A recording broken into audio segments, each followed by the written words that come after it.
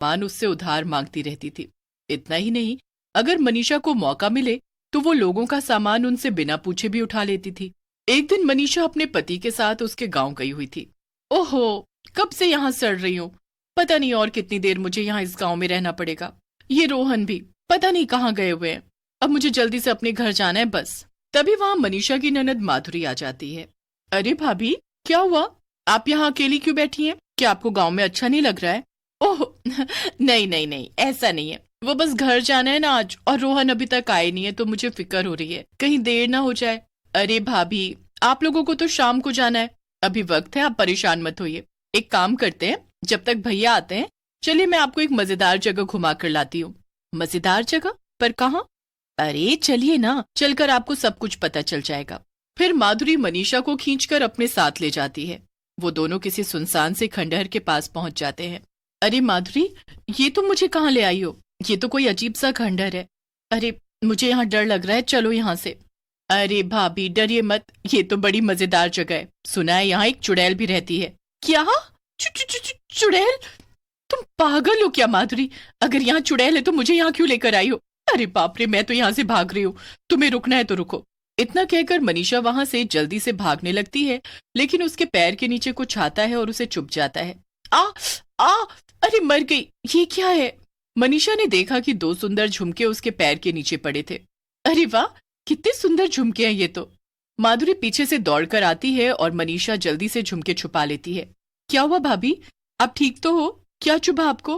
अरे अरे कुछ नहीं हुआ, लगता है कोई कांटा आ गया था, कोई बात नहीं, मैं ठीक हूँ। चलो अब घर चलते हैं। मनीषा और माधुरी दोनों वापस घर आ जाते हैं और मनीषा अपने पति रोहन के साथ वापस शहर के लिए निकल पड़ती है। जब मनीषा अपने पति के साथ कार में बैठकर वापस आ रही थी तो उसे अचानक से ऐसा लगा कि पीछे वाली सीट पर कोई बैठा है। वो पीछे मुड़कर देखने लगी। क्या हुआ मनीषा, क्या बात है? पीछे क्यों देख रही हो बार बार? अरे मुझे ऐसा लगा जैसे पीछे वाली सीट पर कोई है, लेकिन यहाँ तो कोई नहीं है। जरूर कोई भूत या चुड़ैल होगी। चलो तुम्हें क्या, उसे बैठने दो आराम से यहाँ पे। मनीषा और रोहन दोनों इस बात पर हंसने लगते हैं। थोड़ी देर में दोनों अपने घर पहुंच जाते हैं। रोहन तो थक कर सो जाता है, मगर मनीषा को नींद नहीं आ रही थी।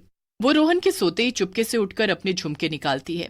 वाह वाह, कितने सुंदर झुमके मिले हैं मुझे, और वो भी मुफ्त में। इन्हें तो जितनी बार देखो उतनी बार मन को अलग ही खुशी मिलती है। चलो अच्छा है, इस बार गांव जाने से आखिर कुछ तो फायदा हुआ। इन्हें पहनकर मैं तो एकदम हीरोइन लगूंगी। ओह, लेकिन कहीं रोहन इसे देख ना ले। अरे नहीं, अगर उन्होंने देख लिया तो बड़ी आफत हो जाएगी। मैं इन्हें छुपा देती हूँ। मनीषा उन झुमकों को अलमारी में छुपाकर वापस से सोने चली जाती है। अगले दिन रोहन ऑफिस चला जाता है और मनीषा अपने घर पर अकेली थी।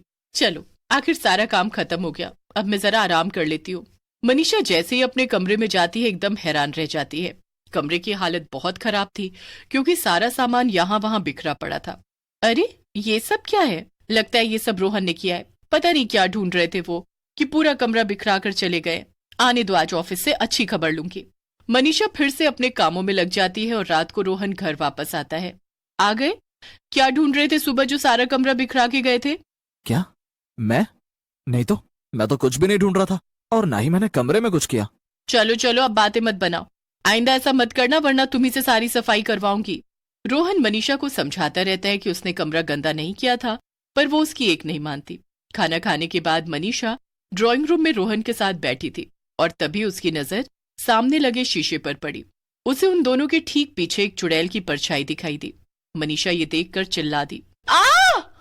क्या हुआ मनीषा, क्यों चिल्ला रही हो? चुड़ैल, चुड़ैल वहां तुम्हारे पीछे। रोहन ने मुड़कर देखा तो वहां कोई भी नहीं था। क्या बोल रही हो मनीषा, यहाँ तो कोई भी नहीं है। जरूर तुम्हें कोई वहम हुआ है। नहीं नहीं, मुझे पूरा यकीन है, मैंने वहां एक चुड़ैल को देखा था, मुझे कोई वहम नहीं। मनीषा डरते डरते रोहन के साथ सोने चली जाती है, लेकिन रात भर वो उस चुड़ैल के बारे में ही सोच रही थी। सुबह उठकर रोहन फिर से मनीषा को समझाता है कि चुड़ैल बस उसके मन का वहम ही था, और फिर वो अपने ऑफिस चला जाता है। मनीषा किचन में थी और खाना बना रही थी, लेकिन जैसे ही वो मुड़कर पीछे देखती है, चुड़ैल ठीक उसके सामने खड़ी थी। बचाओ बचाओ, चुड़ैल, चुड़ैल कोई मुझे बचाओ। अरे चिल्लाना बंद कर, मेरे कान के पर्दे फाड़ेगी क्या तू? मनीषा चुड़ैल को सामने देखकर डर से कांप रही थी। कौन हो तुम? क्यों आई हो मेरे घर में? क्या चाहिए तुम्हें? ओहो, देखो जरा इस भोली को, एक तो चोरी, ऊपर से सीना चोरी। चोरी?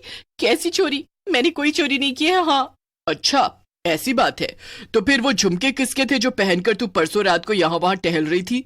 ये सुनकर मनीषा घबरा जाती है। वो वो अब वो तो मेरे पति ने मुझे दिलाए थे। झूठ बोलना बंद कर। वो झुमके मेरे हैं और तूने मेरे घर से आकर चुराए हैं। उन्हें मुझे वापस कर दे वरना तेरी खैर नहीं है। अरे भला मैं अपने झुमके तुम्हें क्यों दूं? चलो चलो जाओ यहाँ से।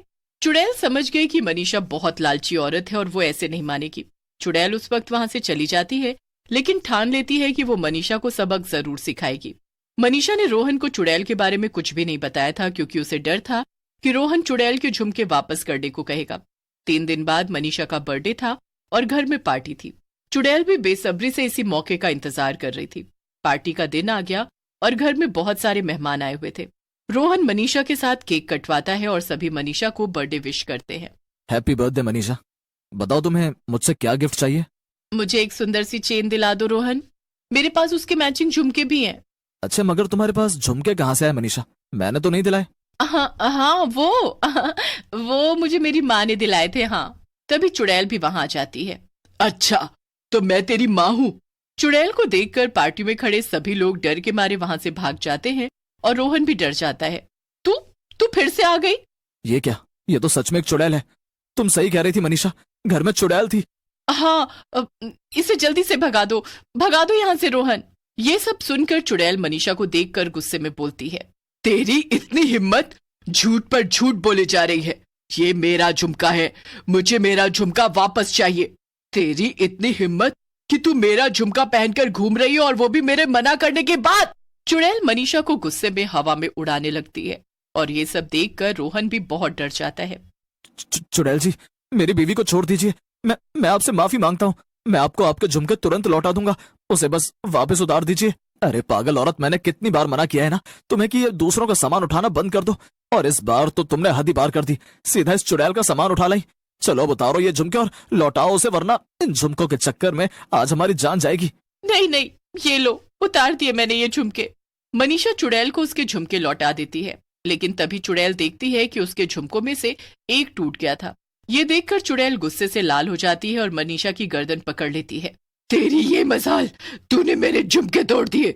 तेरी आज खैर नहीं। नहीं नहीं, उसे छोड़ दो चुड़ैल जी। मुझे लाओ झुमके। मैं इन्हें अभी के अभी बनवा कर लाता हूँ। रोहन की बात सुनकर चुड़ैल का गुस्सा कुछ कम हो जाता है और वो उसे झुमके दे देती है। अगर तू आधे घंटे के अंदर मेरे झुमके ठीक करा कर नहीं लाया तो मैं इसे मार डालूंगी। रोहन भागता हुआ जाता है और मनीषा चुड़ैल की कैद में वहीं बैठी रहती है।